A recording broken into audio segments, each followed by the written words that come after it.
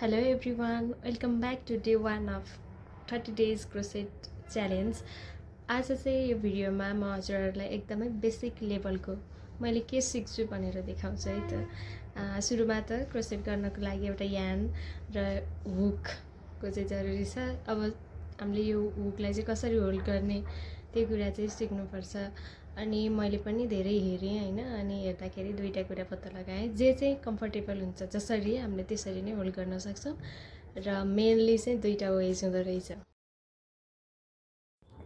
एउटा चाहिँ pencil hold, pencil जसरी लिने, अनि अर्को भनेको नाइफ होल्ड, चक्कु जसरी लिने। आफूलाई जसरी कम्फर्टेबल लाग्छ त्यसरी नै हामीले कुरुस लिएर प्र्याक्टिस गर्न सक्छौँ।